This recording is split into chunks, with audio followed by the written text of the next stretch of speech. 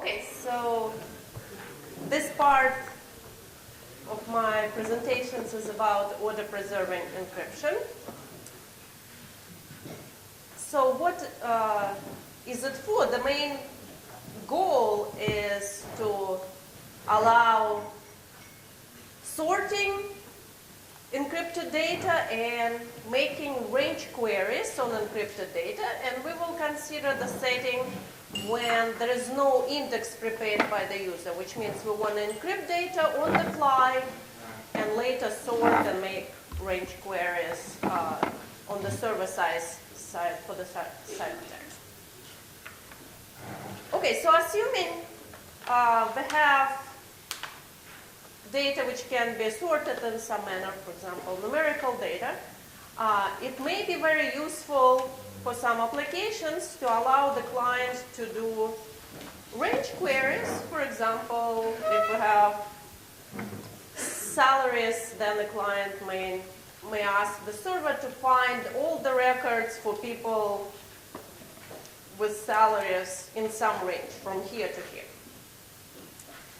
And as I mentioned already, order-preserving encryption can provide a very natural, efficient solution for the problem.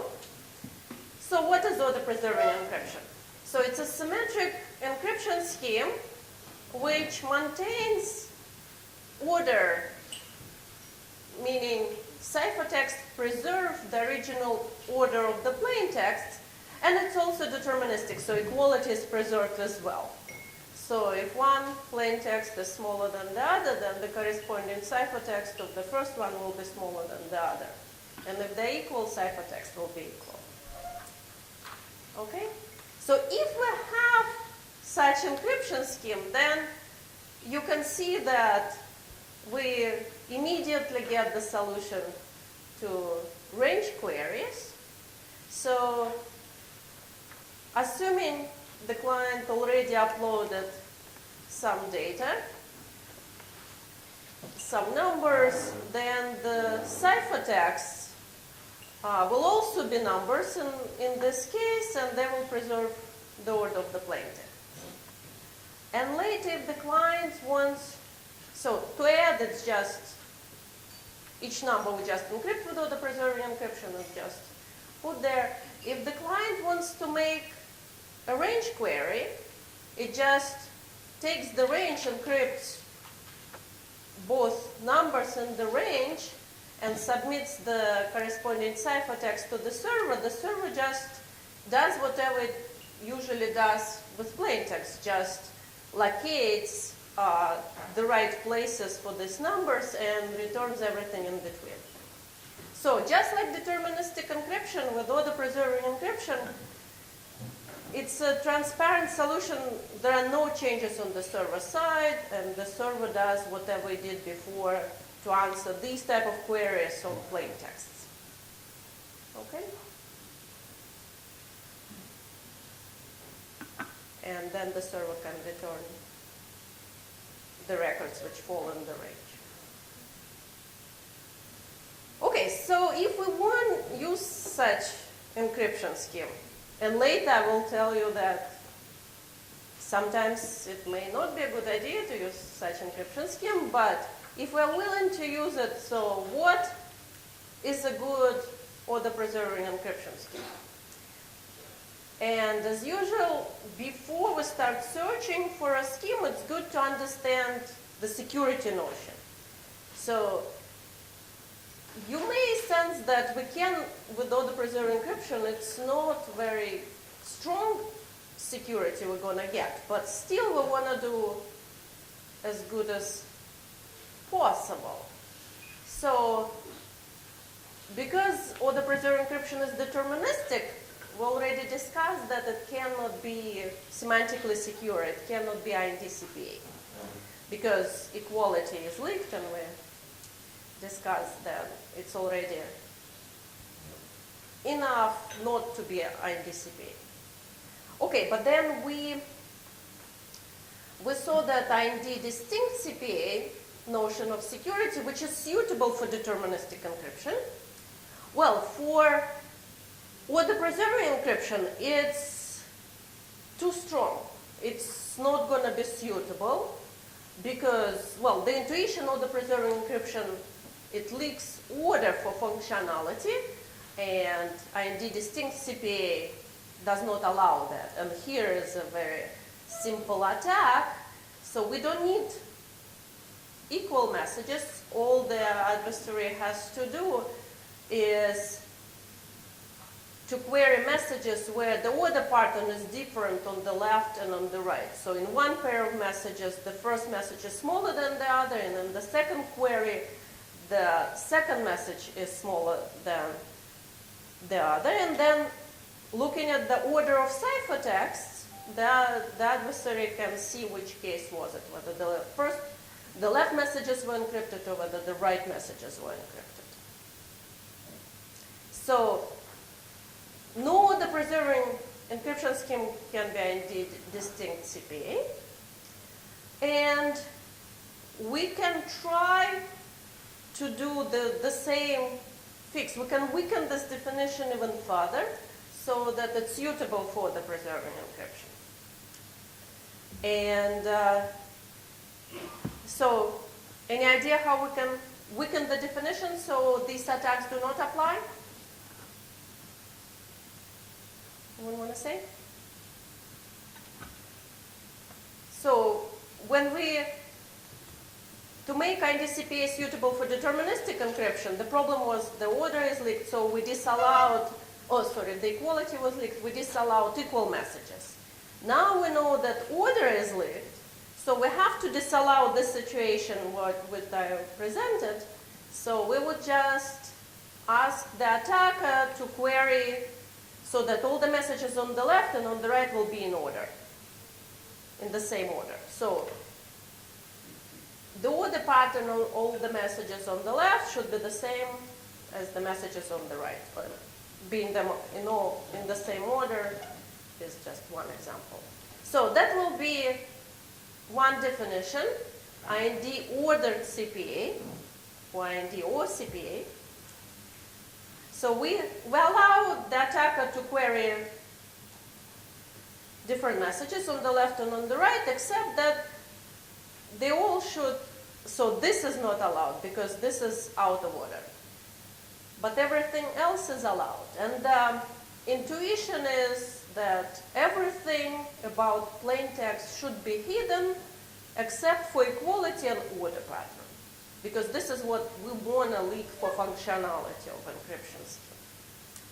Okay, so it's a natural definition. So we could try to satisfy it, meaning find an encryption scheme which would satisfy this definition. But it turns out that it's not entirely useful for OPE. We'll see that it's still useful, but for the preserved encryption scheme, it's not very useful because it's still too strong.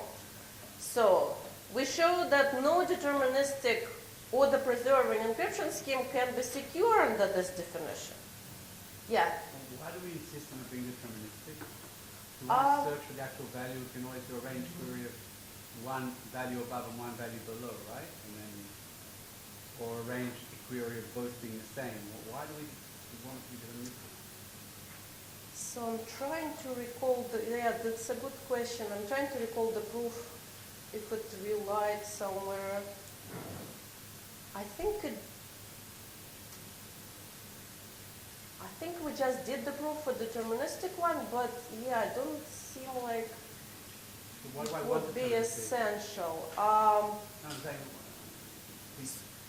So the intuition, yeah, so let me, and here's the intuition, right, and the fact that it's deterministic, it's not really essential here. So why no OPE can satisfy this definition is the intuition is that not only, for any order preserving encryption scheme, not only quality and order is leaked, but also relative distance between plain text. So the intuition is that if you know your encryption is order preserving, if you have a small ciphertext, so you know that likely the plain text is small. If you have a large one, it's likely that the plain text is small. And if they are far apart, it's likely that the underlying plain texts are far apart.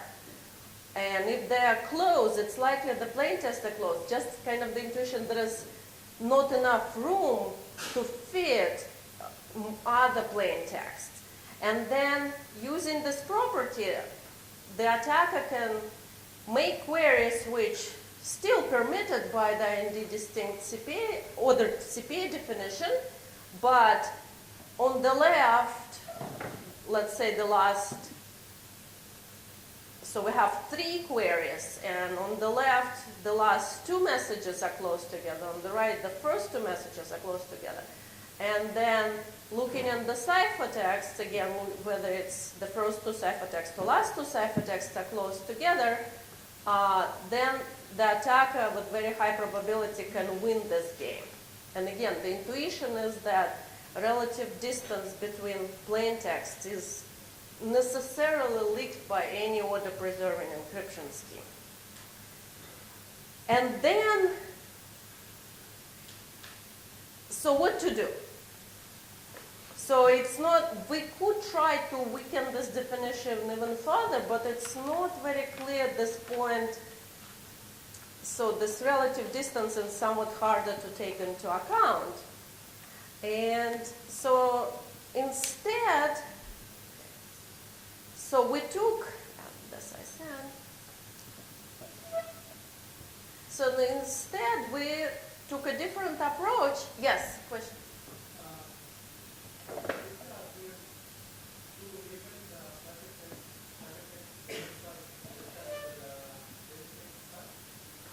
So first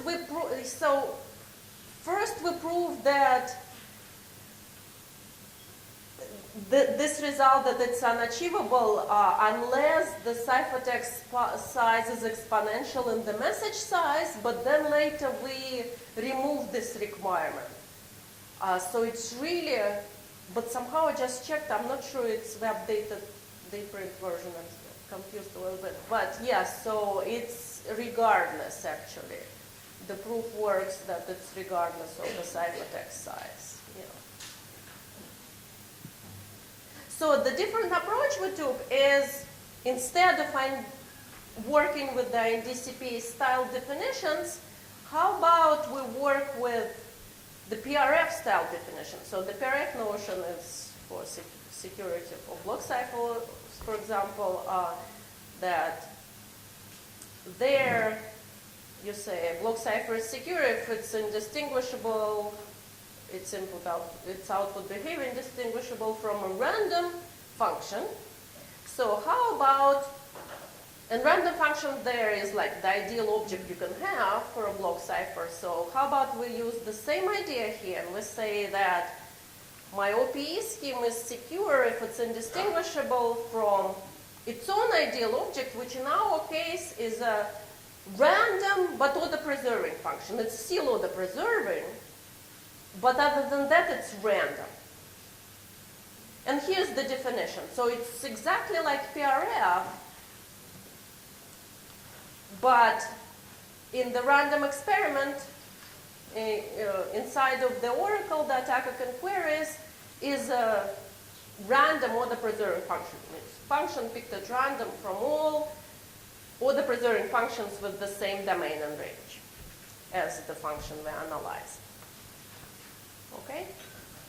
So, and we call this definition, or like security pseudorandom order preserving function, or POPF. Okay? And so we require that the scheme is secure OPE if no attacker can distinguish in which experiment it is with noticeable probability. Okay? And so it turns out that this definition can be achieved by an order preserving function, by OPE. And so let's discuss a construction. So of course, a random order preserving function, we cannot use it in practice. It's secure under our definition, kind of trivially, but we want something which behave like this one, but has a very short description, a short key. But which building block to use, right? So with all pretty much most symmetric encryption schemes, we have block ciphers, and we can build something good from block ciphers, maybe also using hash functions. But here it's not immediately clear because this order is something which doesn't go well with block ciphers, which try to randomize everything. So instead, we will work with some tools from combinatorics, and let's see the idea for the construction. So the observation which will give rise to a secure construction is that there is some very close correspondence between the set of order preserving functions. So let's say domain size is M and the range size is N, and the set of all M out of N combinations. So already from this picture, okay, so I think I have, oops. Let me see this. Yeah, so actually I'll put this. So assume, let's perform this balls and bin experiment. So this is some two example. I want to construct a random order preserving function from domain, so it's 4 and range is of size 6. And imagine I have a bin where I have 6 balls total, and I have, so they're of 2 color, and I have M, so 4 blue balls, and the rest is white. Okay? So, and let me just pick a ball out of bin at random and just put it here, and so forth. I just, whatever the color is, I just pick a random ball and just put them all in order. And now I just can construct a function by just like connecting. I'm looking only on the blue dots I picked, and exactly M of them. And so they define order preserving function. Okay? So we don't know, like, you may not see that it's a random order preserving function, but it's a definitely order preserving function. Okay? So let me go back. Okay, and any M out of N combination defines some order preserving function. Oops. Yeah, so that's another example. So just domain size is 5, range is 9. So if you pick any 5 numbers out of 9, they will define an order preserving function. So that's the first observation we needed. Oh, okay, I'll go through this. And in fact, so let me see if I have this slide. Yeah, so in fact, we show, well, like we observe it's, that the random variable which defines the number of blue balls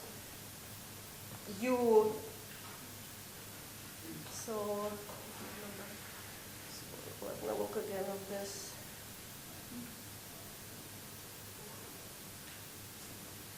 Right, the random variable which describes the number of blue balls you picked after you picked X balls follows the negative hypergeometric distribution.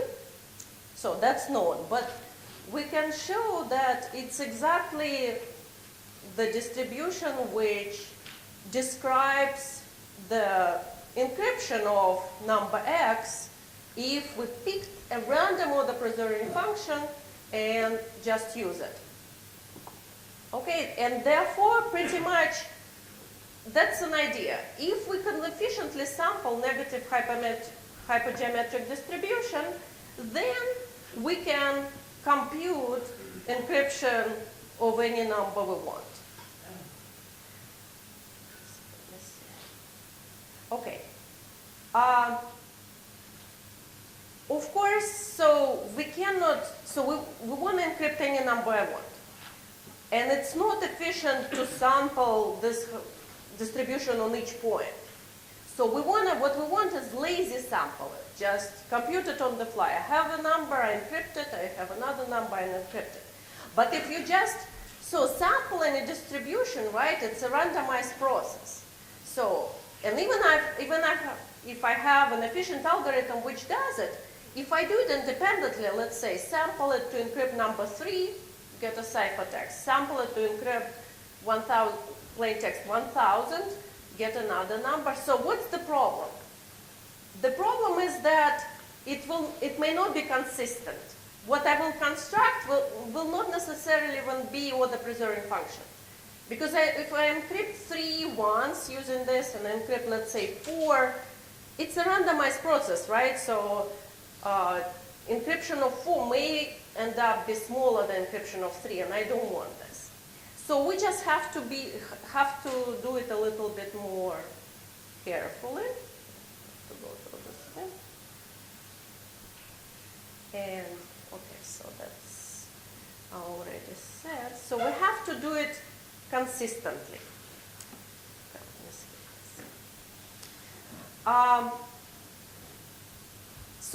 And the idea here, as we encrypt points, all we have to do is adjust the domain and range in where we sample this negative hypergeometric distribution.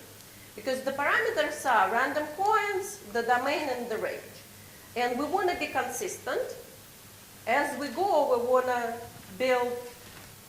want to construct encryptions of points we want, so they all follow the distribution of a random order preserving function, and it's an order preserving function consistently. So we could adjust the domain and range as we go, but this doesn't seem to be very efficient, so we need a lot of storage. In fact, it can be done in practice, and in fact, later I was talking to a company who was implementing this, and they said it's fine, they can do it, but you need the client or the proxy to store this previous encryptions and the results.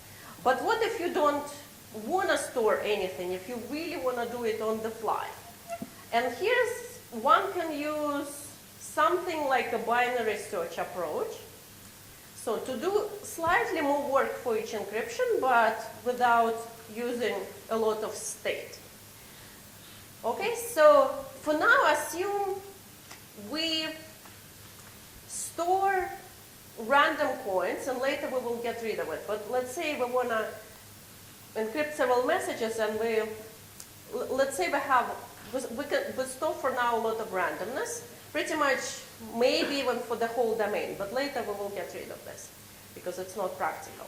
But for now, let's assume we store this randomness. And again, the problem is how to construct lazy sample random order preserving function. And so here's an idea how it will work. Let's say, so here, domain 7, size 7, range 16. So let's say we want to encrypt number 3. So for that, we just call that sampling algorithm with sample negative hypergeometric distribution, and the parameters, as I said, range, domain, so the plaintext we want to encrypt and the randomness. So these are the 4 parameters. Instead of plugging in my plaintext 3, I'm actually going to do it in the binary search manner. I'm just going to divide my domain in half, so it's 4, and I'm sampling it. And let's say I stored R4, I take it from my storage, and let's say the answer is 10, and that's the ciphertext I assigned. So I a little bit define this function, but the rest is not known. So now, so 3 is less than 4. And therefore, now I'm going to encrypt the middle point between 0 and 4, which is 2. And I'm going to change domain and range because I know the ciphertext is going to be in the bottom left side, right? So my new domain is 3, range is 9, and the plaintext is 2. And again, I use the randomness I store. And let's say the answer is 5. Now this point is defined for 2. And now I'm ready to encrypt 3. So again, it's a redefined domain range encrypt 3. The answer is 6, and it's guaranteed to be consistent, as you see. So it's guaranteed to be between 5 and 10. So, and so forth. Now let's say I want to encrypt 1. So I'm done with encrypting 3. Next time I want to encrypt 1. So if I stored all the previous values, I could immediately proceed. If I didn't store anything, then I just have to go through the same points. Middle point 4, then 2. But since we're using the same randomness, right, I said let's store. Since I'm using the same randomness, I'm guaranteed to get the same results, intermediate results. I'll still go through. I'll recompute 10, I'll recompute 5, and then I will compute 2, and so forth. Okay, so any questions so far? And if we want to encrypt 6, we would go to the right. But as we go, we will, if some point, we will recompute the same values likely if we have to. Yeah. But we have to remember what we are asking for. So one approach is to remember what you encrypted or went through before. The other approach, actually, let's not remember anything. It's just we're going through the well-defined binary search, right? Middle point converging to the plaintext I want to encrypt. But the key here is to use the same randomness for the same value, right? So when encrypting 1, let's say I don't remember anything, but just random coins. I have to go through 4. And I'm going to use randomness for 4. So I'll recompute 10. And then I'll go through 2 again, and I'll use the same randomness for 2. So I will recompute ciphertext 5. Okay? So binary search just tells you where to go, but for the same points we computed, we'll consistently recompute the ciphertext on the fly because we're using the same randomness for the same parameters. Okay? Any other questions? So we're actually almost done. So the only thing is that storing randomness for each plaintext, that sounds like a lot of storage, a lot of state to preserve, and we don't want to. Ideally, we want to do the same thing, just remembering very short key. But before we do this, notice that it needs a proof, but you can show that doing this, regardless of the inefficiency of the state, we construct a pseudorandom order preserving function. Well, actually, it will be clear, but there is correctness about this construction. And since we do binary search, there is this logarithmic efficiency times, so we're doing log of the size of the plaintext calls times whatever it takes to sample a negative hypergeometric distribution. But let's get rid of this big state of all the random coins. And here is a simple idea. If we don't want to store all these coins, let's also reconstruct them consistently on the fly. So what do we want? We want that if my plaintext is new, if I'm encrypting a new point and I've encrypted before, then randomness should be just random. But if it's something I went through before, I want to reconstruct the previous value. And again, pseudorandom function, this is what will help us in this case. In fact, it's not, if all the parameters, partial domain, partial range, and the plaintext are the same, I want to get the previous randomness I used before. And if something different, I want to get a fresh randomness. And that's just the PRF function applied to all these parameters. I'm going to remember just one short key for the PRF. And whenever I need to compute the randomness, I will just use all the parameters, partial domain, partial range, and the plaintext in question. And the output of the PRF I use as my random points. And again, if I'm going through the same process, I'm encrypting the same plaintext I went before, the partial domain and range will be the same. I'll reconstruct the same randomness I used before, and that's what I need. So now you just need one short key for the PRF. Okay? Yep. Why does B1 and R1 have to be input to the PRF? So you're saying instead of just the plain text? I mean, if I have to guess before you show the slide, I would simply give an x1 as the input to the PRF. Okay, so let's see.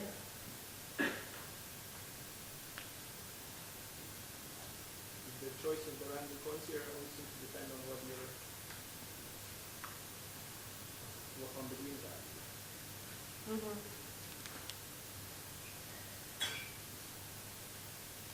Yeah, let me recall, because I don't remember myself. Let me recall if it's not. So I guess the question is can it be that you're going through the same point with, so that the domain, partial domain and range change?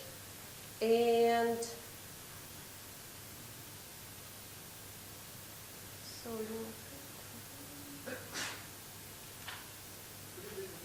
yeah, okay, so the question, yeah, so I guess I think I know the answer. So the question here, why do you need to enter, why the domain, partial domain DI, RI are also parameters to the PRF and not just the plaintext? Right? Mm-hmm. So, but. So I thought. No, the plaintext can't be allowed to the PRF. Huh? The plaintext can't be allowed to the PRF, otherwise it will not be deterministic. No, the plain text on the way, point on the way. So this xi, that's the points we going through while encrypting. Whatever, yes. So whatever point as an intermediate step we can encrypt.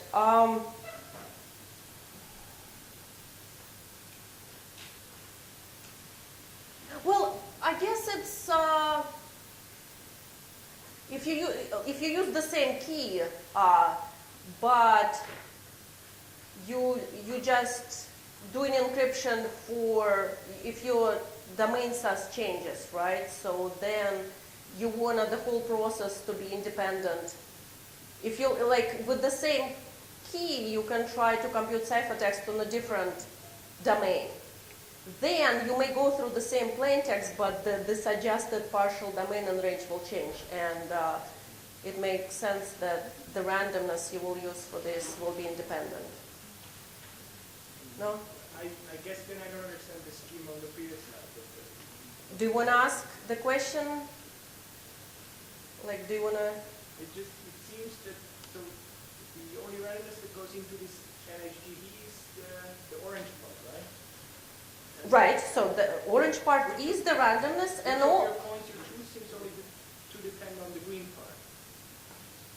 And so, like if this works with uniformly random coins, it seems the only problem you have is to get pseudo-random. Yeah, right, but I'm saying that if later you use the same key to encrypt, if you're working with a different domain, then it's almost like we want to have different encryption scheme. And then it makes sense if that one uses random coins, and then it will use new domain and range. If you're using the same key in a different domain, then it could be different. Ah? Yeah. Yeah, you can say that. Mm-hmm. It's actually a good reason for that. It's not a very good reason because in fact, if you don't include them there, the reason is that suppose that at the very bottom of the tree, you can get a lot of time the same size of the same index, xi, that you're trying to sample. But on the same size d1 and r1, but they are placed differently. So for instance, maybe you go to here and you go to here, down the binary search tree. And if you deterministically get the same answer here and here, then that's a distinguishing attack against your algorithm. So you need to actually have not only dependence on xi for the POPF, but also on actually, do I have a size 5 domain here or here? You actually bounds of the domain to enter as parameters. So because otherwise the small differences will always be the same. Yes, which would be very easy to distinguish. Oh, Not sure I follow, but no, I think I fall. I think I fall because you can If I go down, hit the same intermediate point, kind of slightly going from a different yes, No, you it's place. the same. No. No, you can't. The binary set is Yeah. So can you? No, you No, can't. if you go. You can't. Yes, let's say that at some point of the tree I get very down below, I get domain of size 4 and domain of size 2 and range of size 4. If always my response would be the third output, then always when I know that I take three adjacent values, then they are going to have a similar pattern. Yes, they're It going seems to- you're saying you cannot only have domain and range, which is clear. Which Plaintext is different each time. yeah. So no, but you go. You can't. No. Yeah. After the break, it's not. Okay, so let's, at least it doesn't hurt, but I think that, I think there is a reason for this. Okay, so we're basically done. That's construction, which probably satisfies this pseudorandom order preserving function definition, and it seems to be efficient. The only, negative, actually, you cannot just implement it as is because, unfortunately, there is not efficient algorithm for sampling negative hypergeometric distribution. There are approximation algorithms using negative binomial distribution, but the analysis, so it's not very clear, so there is no real analysis for this one. And but luckily, a slightly different distribution, just hypergeometric distribution. There are efficient sampling algorithms that are implemented part of MATLAB and other products. And so it's slightly different. It's like how many members of a random M set are less than the value. You need to tweak the encryption and decryption algorithm for this, but it can be done. It's just less intuitive, and that's why I presented it for negative hypergeometric distribution. So efficiency is overall, you still go log m times that, and that time to sample is now efficient and it can be implemented. It's not super efficient. It's not like computing a blockcipher. And in fact, it's kind of a bottleneck because it has this floating point operations, but it can be done.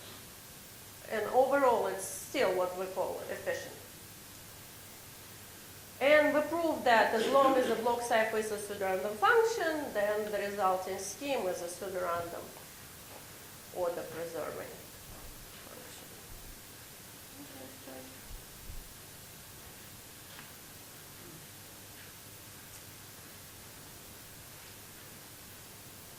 Okay, so and now I just want to take a closer look at security and point that you may already see that even though it's probable secure and it's kind of similar to the deterministic encryption, you can say it's a probable secure scheme, but it's a confusing point which many practitioners just jump on this and like they say, great, but it doesn't mean that it can securely be used in all applications.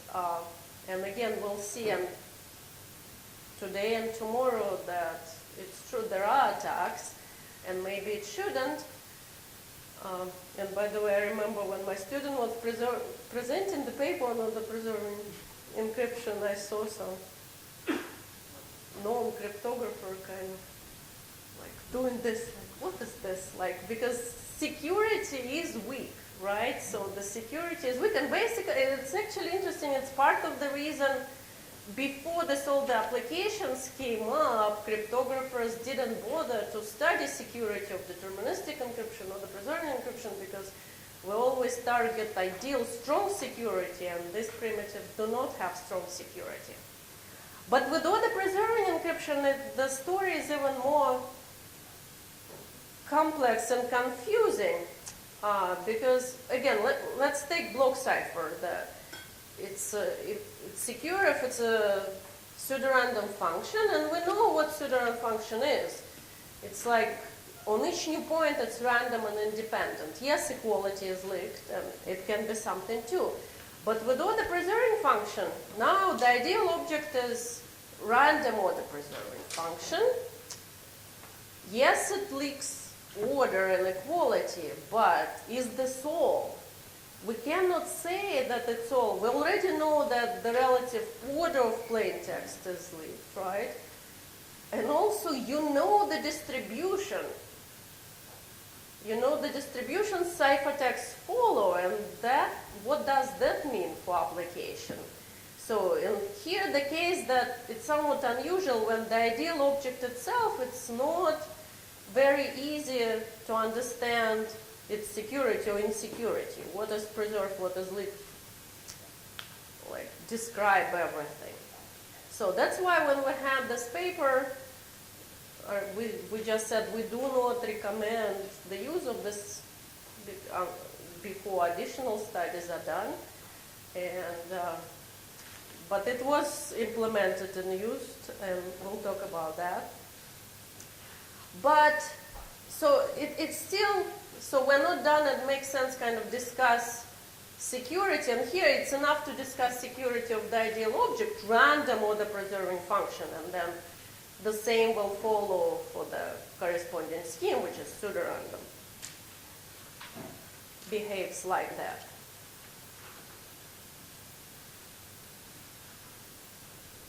Okay, so like the question is, we want to study, we want to understand better what is protected, what is leaked by the ideal object and random order preserving function. And that's I mentioned, like with random functions it's more or less clear. With random order preserving function it's not clear. Okay, so already you can see that I mentioned that small ciphertext means small plaintext, and you can, it seems like any ciphertext you can guess the approximate location of the plaintext just because you know the distribution and so forth. And so in the follow-up paper we studied some concrete notions of security which can be applied to the ideal object, which is something we usually don't do. Like if it's ideal, you like leave it as is. No, but here you need to study it. So we just looked at the very basic notions of one-wayness, and with respect to the location of the underlying plaintext for a given ciphertext, and also computing distance between to ciphertext of the underlying plaintext given to. So the first definition, and it has parameters. So the adversary is given Z ciphertext of random messages, and then it has to guess a window in which one of the plaintext lies. And the width of the window R is another parameter. Okay? So if Z is 1 and R is 1, then we just the standard one-wayness definition, just given a ciphertext, computing the plaintext. But it also makes sense to make the window a little bit wider. Okay? And the same, this was just about computing what the plaintext is, but also, since we already knew that relative distance between underlying plaintext is leaked, you can ask the same about the distance of the underlying plaintext of two ciphertexts. Okay, and again, we ask the adversary to guess the distance between the underlying plaintext of any two ciphertexts. By the way, when do I finish? In 10 minutes. Oh, okay. Okay, and so what are the results? So let me just tell you.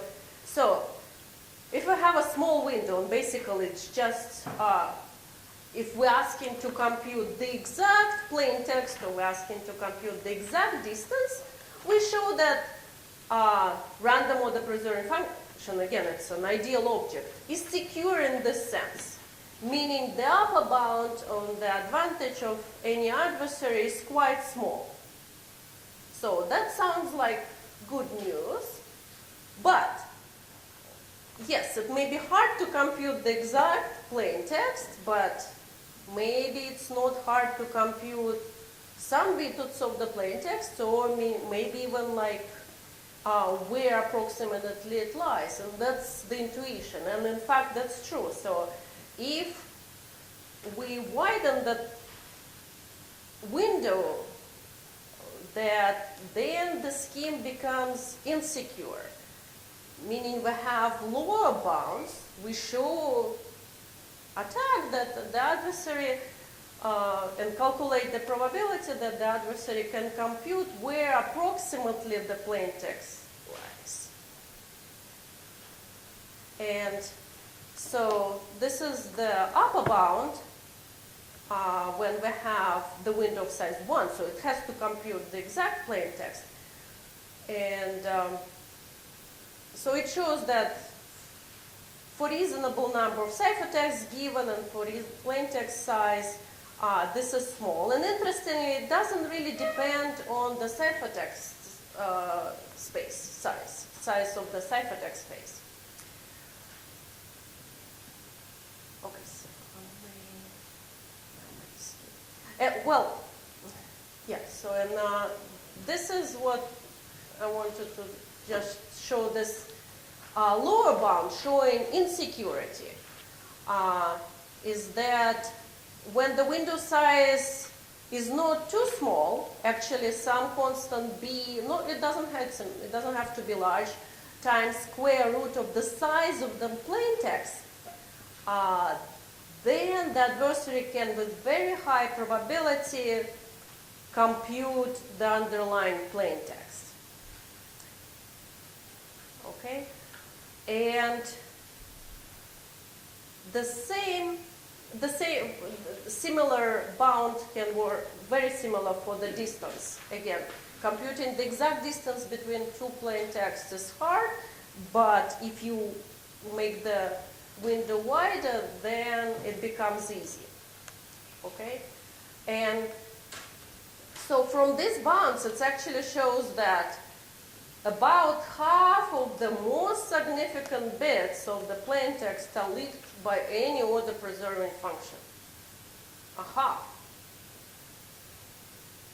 And so so I had another example. Yes, so if you assume the database of all zip codes in the US, and I think there are like 4,200 of zip codes, and then the attacker has just look, and then you use secure or the preserving encryption to encrypt those. Then just looking at any ciphertext, the attacker can compute, again, most significant bits, but how they are, it basically can guess the state where they're coming from. So it's not, obviously, so not very secure overall. So again, how to judge. And given all these results, so still I don't know what to say to practitioners who ask me to recommend or the preserving scheme to use. So this, knowing all this, it may be fine for some data and applications, but just usually we would like to have very good security definitions and solutions, and they say for practitioners to decide whether it's suitable or not. But here, even for specialists, and I don't know how they can decide how to evaluate these risks. Yes, you know this, but it's not everything what's leaked. When I say half of the bits are leaked and that's it, I'm not even sure that's it, right? So we have this bounds, but you may try to analyze it from some different angle and to find something else. On the other hand, this seems like the best you can have if you're working with all the preserving encryption, because it's like the ideal object in this situation. So it's a complex situation. There were other follow-up works. I mentioned some of them in the next session, but here I just wanted to show that Malkin et al. Had the preserving encryption scheme, which probably hides most significant bits, which is good. So it's much better in terms of one-wayness in this sense than our scheme, which sounds good. But at the same time, you can see that, and I don't have the details, but you can see from the construction that it's not pseudorandom or the preserving function. It leaks some other things. And how to judge, it has very good security in one sense, but then the other things are leaked, and who knows how that's important. And you know it may leak some other things because it doesn't mimic the ideal object well. So it's a complicated situation. Yeah.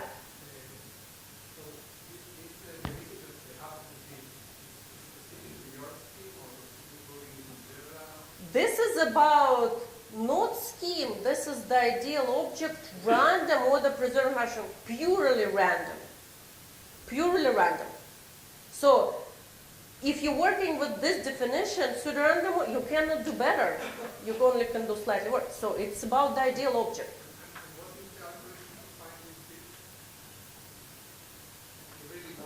Oh, that's very, so it's basically, since you know the distribution, like knowing the size of the domain and size of the range, you just know the most likely plaintext, and it's basically, it's not even an algorithm, it's just like, if your ciphertext is somewhere like 3/4 way, then your likely plaintext will be 3/4 of the plaintext, just the same fraction. And you know that your plaintext is there, plus minus, and that's your guess, and which works. So just as simple as that.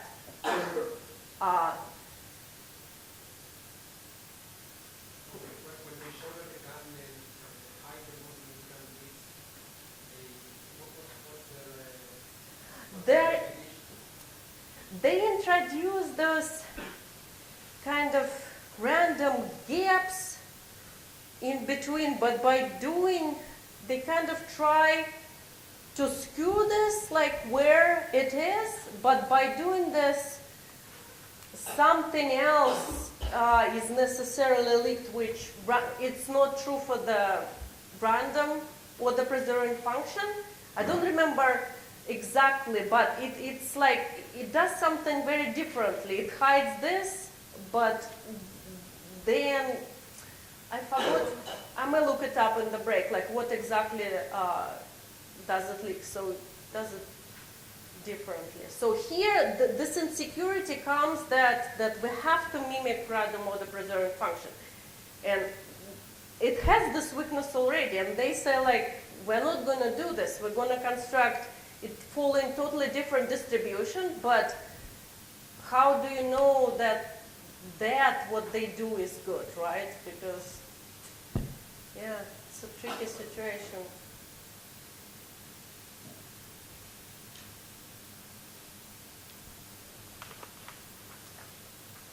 We'll take a break. That's already said. You take a break. Yeah, that's fine at this point. Yeah. So thank you very much.